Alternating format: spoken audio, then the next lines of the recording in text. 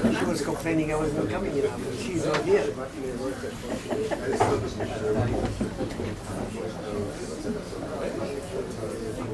Is the movie cinema ready? Okay. Great pleasure. Welcome everybody. I think this is going to be the last session before the summer of our programs. Campuses are closed. The anti-Semites are on the beaches.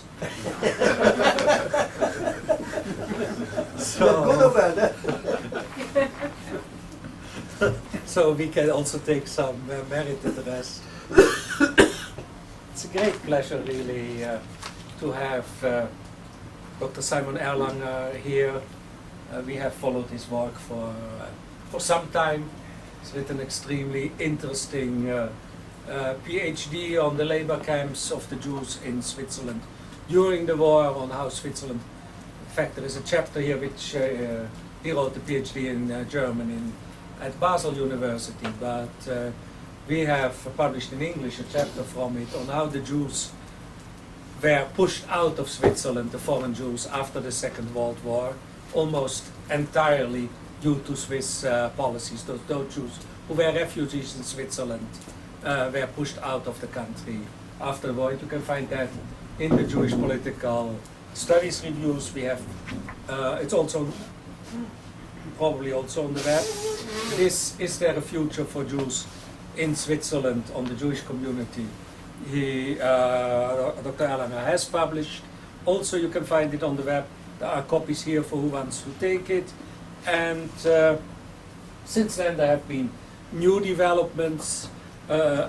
Perhaps the one which drew most attention is that Geneva synagogue was burned, which is still a mystery. And he has gotten many reactions on this article, so I rather let him explain that himself. He is a journalist, historian. He is a former employee of the Yad Vashem Archives, teaches Jewish history at the University of Lucerne, and he also works as an editor for Telebasel, a TV station for northwestern Switzerland.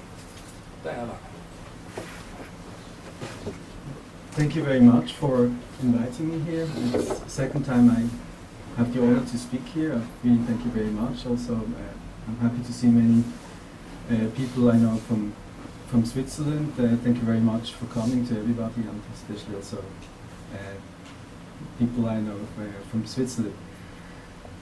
The point of departure of the article was actually two problems or two insights. The first one is actually an insight which Jews all over Europe face, that there is a serious demographic problem.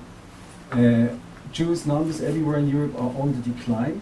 In Switzerland, which is in the center of Europe, at the crossroads of all the major traffic roads, there is today the same number of Jews, 18,000, around 80,000, depends whom you ask. It's between 17,500 or 19,000, let's say about 18,000 Jews in Switzerland. That's exactly the same number as around 1900. 1900 there were 3 million Swiss, today it's 7.3. Like the population more than doubled, the Jewish population is stagnating. Question is why? In the turn of our work, on my PhD on the labor camps, I also participated in a project looking at the whole policy of Switzerland against foreigners in a bit of a broader context, like long term. Today, as you might know, in history is always small pieces, it's always very specialized. We try to do something else, we try to have a long-term perspective. And what we actually found is that the Swiss policy during the Second World War is not, you can't explain it by just looking at the Second World War, looking at the fascist movement, at the situation of Switzerland in the Second World War, but it's part of a longer policy of exclusion, which started, as we then said, around 1900. Around 1900, Switzerland decided on a policy of exclusion specifically directed against Jews. This wasn't, of course, published officially, it wasn't said, but it was an official policy which you still find in the archives. Being a historian, also of the Middle Ages. I did a MA thesis on the communities, Swiss communities, Jewish communities in the Middle Ages. I had a bit of a still longer view, and what I found, or what I think I did find, is that this policy of exclusion is something even older, and I think it's something which makes Switzerland specific and which explains the problems, to a large extent, the problems which the Swiss Jewish communities have today, largely a problem of numbers. It also says and characterizes Switzerland as a country where anti-Semitism or anti-Jewish thought and actions are not maybe as explicit as they are in France or in other places, but there's still an undercurrent of Jewish history, of Swiss history for quite some time. Let's go back to the Middle Ages. Jews have been in Switzerland in the Middle Ages. When you first have sources in the 13th century, in every small major Swiss town there is a Jewish community.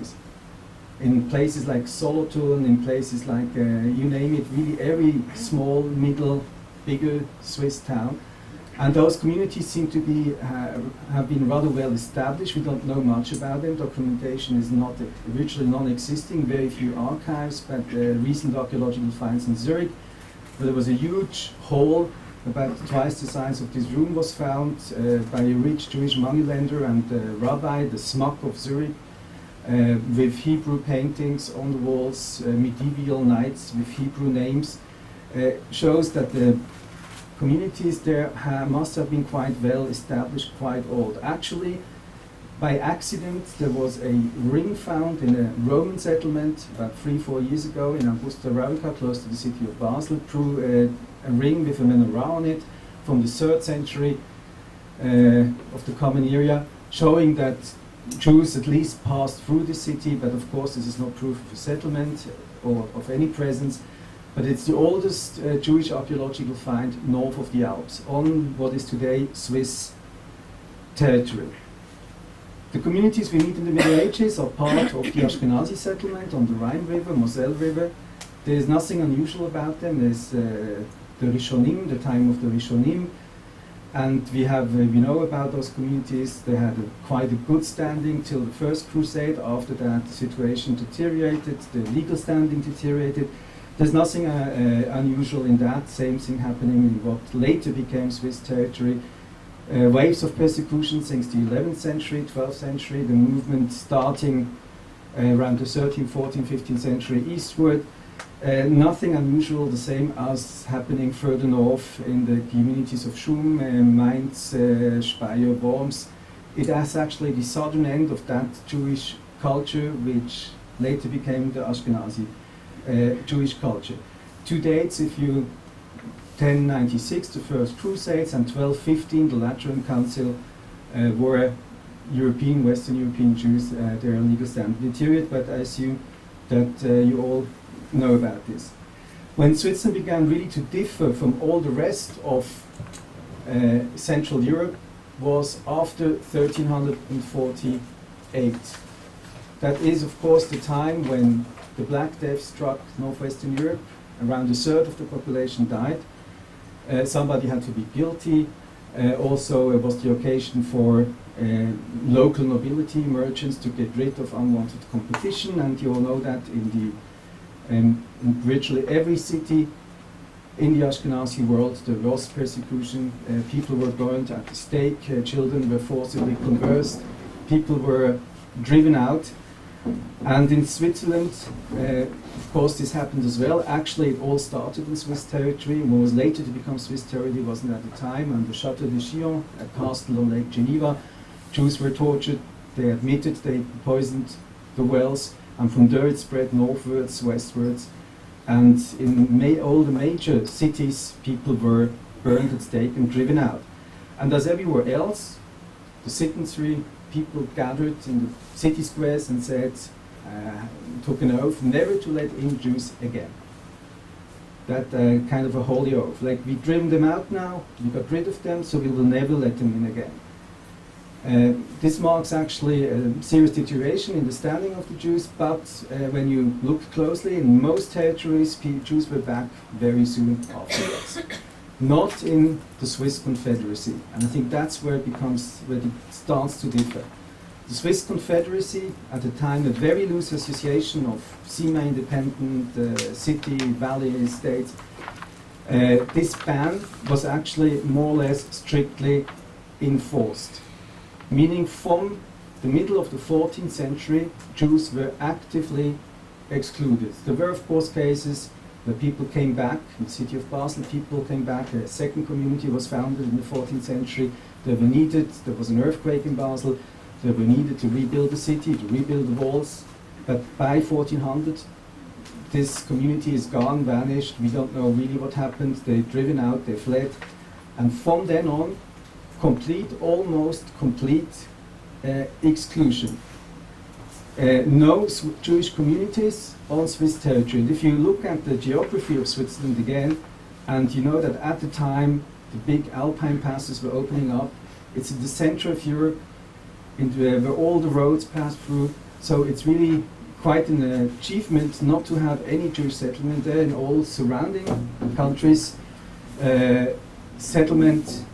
continued settlement still existed. There were exceptions, of course. Exceptions were doctors, Jewish doctors being very highly regarded. They were allowed from time to time into cities like Winterthur, Zurich, Basel, and printers.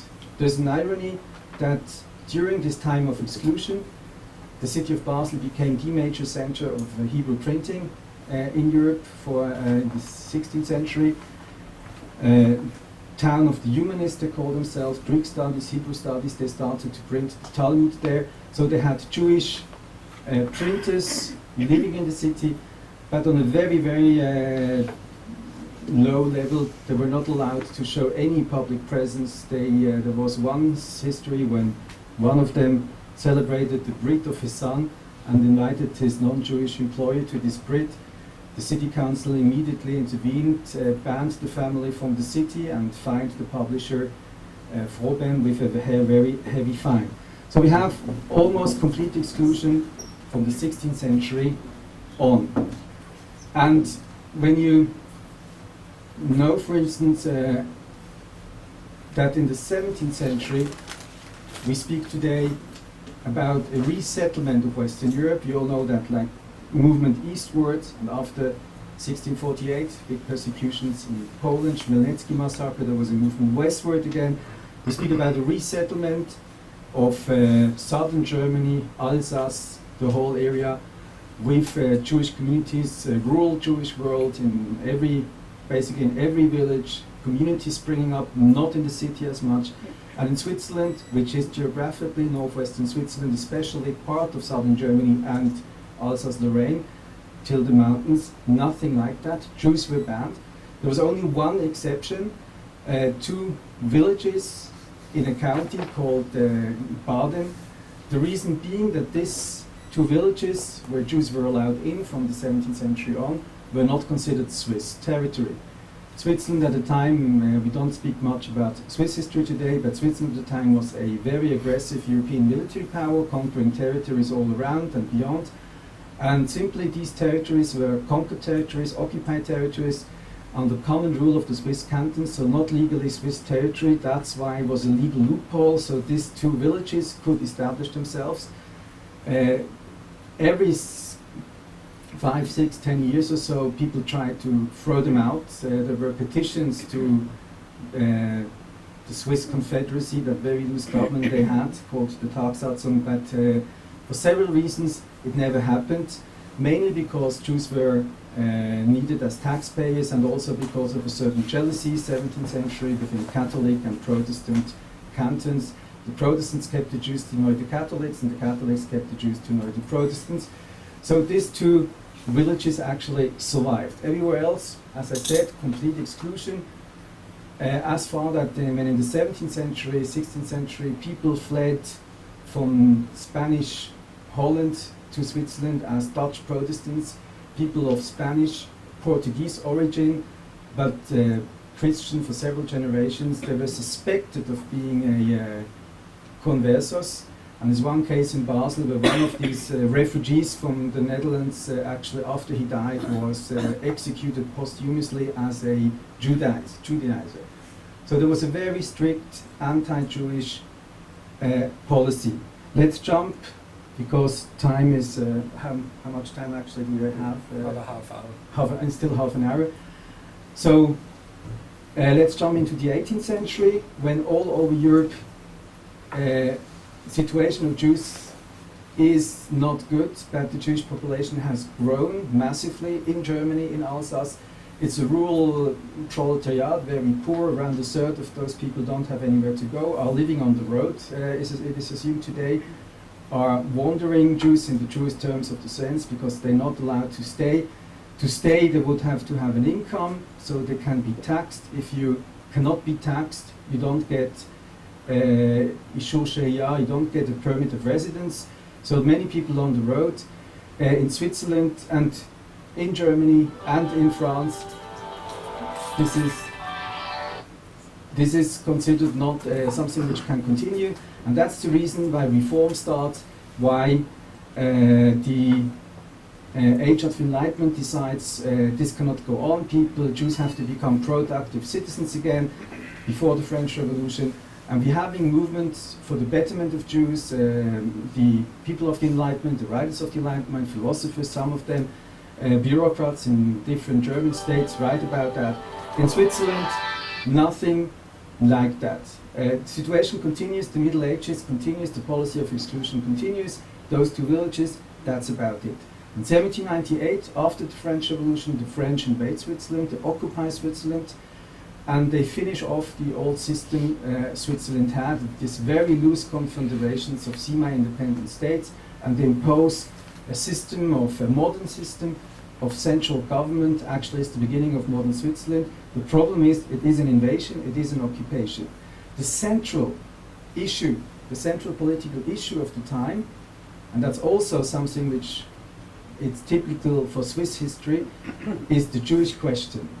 Like the French invade, they finish off a complete political system with Bernese nobility, the city of Bern, ruling the farmers. They change everything, and instead of like discussing the nature of the state, the nature of the how the state should be built, rights and obligations, the central question is the Jewish question. In the imagination, it seems, of the people at the time and later on, Jews have a very, very central, occupy a central space, a central position. You ask me, where do we know this from? There is, in 1798, the French impose, as I said, a central system with a central parliament, which is in the city of Baden, between Zurich and Basel, small town today. And there this parliament sits from 1798 to 1803. Its task is to reform Switzerland. You go, like, they produce books of when they wrote down about the meetings, protocols of the meetings, and most of it deals with to give these 2,000 Jews at the time in ending in Lengnau in the two villages, give them equal rights or not. The reformers, French-style reformers, they want to give them equal rights. The masses of the people do not want to give them equal rights. At the same time, French Jews come into Switzerland as French citizens, having received full emancipation during the French Revolution. Being French citizens, they came with the French armies and they settled in places where the Jews were excluded since the 14th and 15th centuries, namely the big cities in Bern, Basel, Lucerne. The community of Basel just celebrated its 200th anniversary, founded by French Jews, and this happened against the will of the authorities, against the will of the people. It's French imposed, meaning those Jews can move around freely or are emancipated, come in as a result of a foreign occupation. And Switzerland itself does not give emancipation to its Jews. It discusses it for 5 years, being the central point of discussion. And in 1802, there's even a revolt against French rule because of that. The main reason, there's two reasons: the farmers do not well, they're actually starving, and the second reason is emancipation of the Jews. There's basically the only program in new Swiss history taking place when the two villages of Endingen and of Lengnau are invaded and are plundered, and quite a few people were hurt. Napoleon at the time, in 1803, because of that, goes back to a decentralized system, and the emancipation of Jews in Switzerland is off the table. It's never been talked about it. That's also quite unique about Holland. When the French troops came, there was emancipation, and it was never rescinded. In the German states on the Rhine River, there was emancipation. In Switzerland, the French, with all the military might, did not succeed in putting through emancipation of the Jews. It was a central point they did not manage. After 1815, the French were gone. The Swiss even tried to put back the clock. They tried to expel the French Jews, which were in Switzerland. They tried to have a regime not to let anybody in, not to give anybody permit of residence, especially directed against Southern German and French Jews. There's several affairs. There's like in 1835, there's a French Jewish family trying to settle in the state of Basel-Land, Basel country, in the city of Liestal, which goes up to the French government of the time. They intervene, but the family manages to stay, but it is a long, long struggle. And from the 1840s on, the United States of America intervene. Because at the time there were many, Switzerland was industrializing very fast. There were close connections to the American, to the East Coast of America especially. And the United States did not quite like the idea that American citizens were discriminated against on the basis of religion.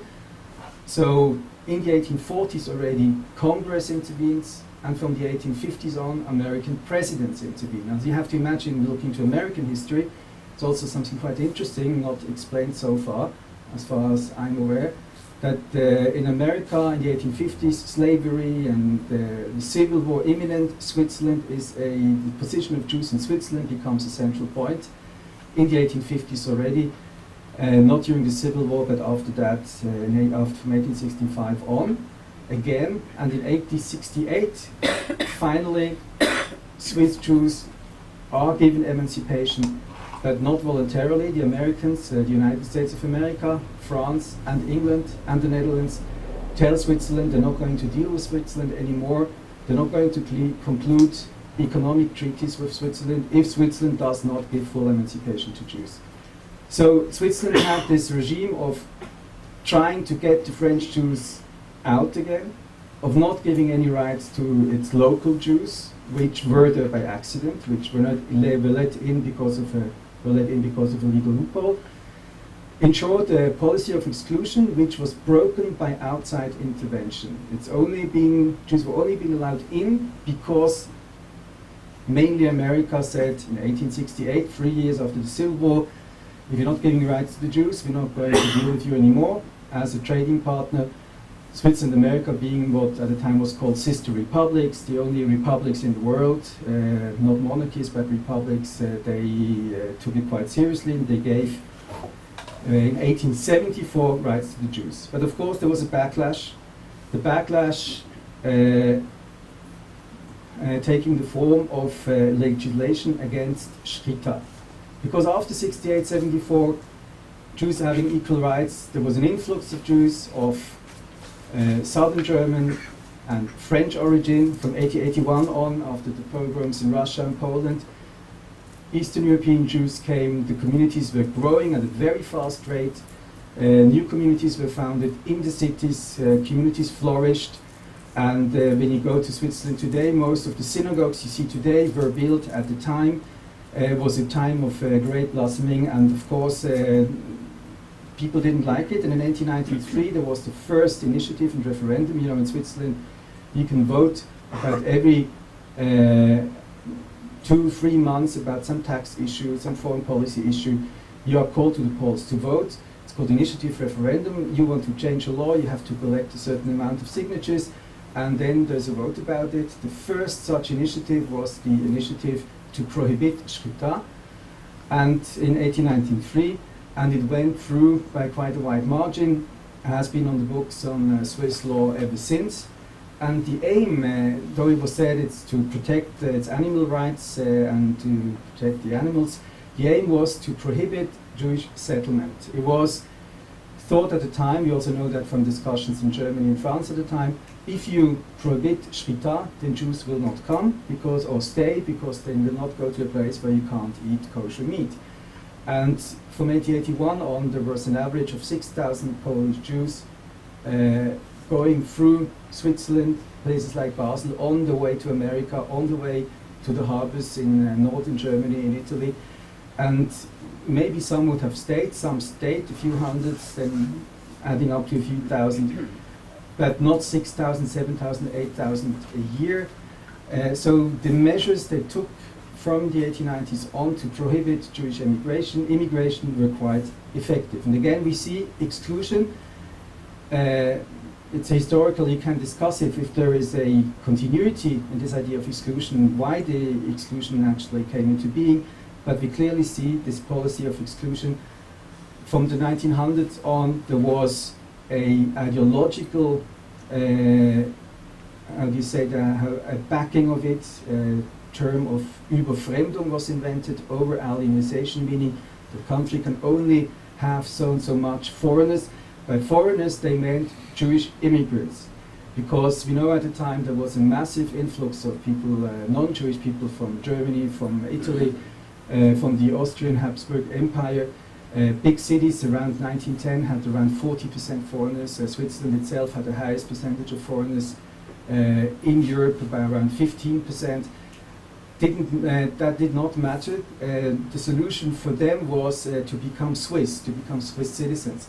The term Überfremdung, over-alienization, at the time around 1900, was directed against Jewish immigration, which was to be prevented. So numbers, to keep down numbers, that was the overall aim. The aim actually, we've seen since at least Napoleon, when Jews came, French Jews, or exclude them altogether, as there was the case in the Middle Ages. 1910, 1920, we already see the people who are speaking and writing about this policy, not openly. Today these things are in archives, you can read them behind closed doors, discuss them, groups of young intellectuals, young public officials at the time. And if you look at the names of those people, you see it's the people who are 20, 30 years later in charge. People like Heinrich Rothmund, others, Ruth, people who defined policy during the Second World War. And we can already see in the 1920s, before even there was any talk of Hitler coming to power in Germany, their policy of exclusion, continuing, trying to get people out, not let anybody in. They try to double the time when you become Swiss. It takes for everybody, it takes a long time to have to stay in Switzerland for quite a few years. But the time it takes for Jews in Switzerland was doubled. Never been talked about that in Parliament. First in Zurich, then in the rest of Switzerland. Until in the 1930s, 1940s, there was actually a stop to any Jewish naturalization. Naturalization of Jews was not, they didn't want anybody to naturalize, meaning that many of the generation of Jews already born in Switzerland, whose parents had come to Switzerland between 1880 and 1900, quite a few of them were not naturalized until the 1960s or even later, because there was a stop in 1930s, 1940s then of naturalization, a policy of exclusion.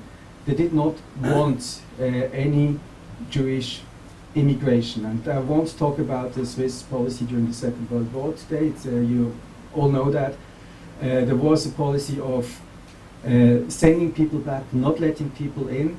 And the article you mentioned, those people which were let in, around 22,000, there was a policy called the policy of transmigration. They had to go on, they had to leave immediately as it became possible again. They were not allowed to stay, they didn't get any permits of residence. One reason they were put into camps, into labor camps and internment homes was not to help Switzerland in the war effort or to keep them busy or whatever. One reason was they shouldn't strike roots. They should stay in those camps so that no one would be able to get rid of them very quickly again as soon as it became possible. So I'm going to continue this overview for another few minutes and then maybe talk about the reasons for all that as far as I can see them. So that's until 1953 this policy of exclusion continued officially. Then Switzerland joined the United Nations refugee regimes, but at that time most Jewish refugees from the war years had left. With them also many of the people who had not become citizens in the 1930s also had left Switzerland again. The numbers of Jews in Switzerland having reached 18,000 after that influx I spoke about earlier of Jews from Germany, France and Poland, Russia in the 1880s, 1890s, always stayed around 18,000, 20,000. It never, and it's still the same number today, it's never been bigger than that. The reasons for all of that I think is to be seen in the democratic character of Switzerland, which is a bit of an irony, but I think that's why this policy of exclusion was executed. I do not think that Switzerland is any more anti-Semitic than any other Western European country. I mean, when you go today and to look at the different studies, there's always around 15, 17, 20%, let's say between 10 and 20% wherever you go. And it also depends on the methodology and what questions do you ask and so on. So I don't think Switzerland is much more, does not differ in the level of anti-Semitism. It's maybe a different anti-Semitism though. It's more what I would call cultural anti-Semitism. It's not, you're not usually, it happens lately, but usually you're not beaten up on the streets. There's usually not much violence. Actually, the people who in the 1900s, and, early 1900s and late 1800s were behind this policy of exclusion spoke about not wanting any kind of anti-Semitism as there was at the time developing in France and Germany, Radau anti-Semitismus, they didn't want to have that.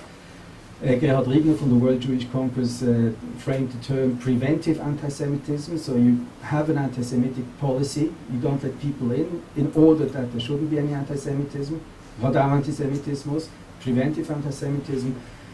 I think but having said that, Switzerland does not differ much on the reasons and causes of anti-Semitism from other places in Europe. What it differs from is that the people have a say in it. From the late Middle Ages, the nobility did not play a role. There wasn't any princes, there wasn't absolutism, there wasn't the central bureaucracy. Wasn't a democracy until 1848, as we would today define it. But local elites, the people had a say in affairs. When you look at emancipation, how Jews were granted rights in Europe, it is a central bureaucracy deciding upon it, as in Germany. People want to modernize, people want to go on, people want to modernize the state, to rationalize the state.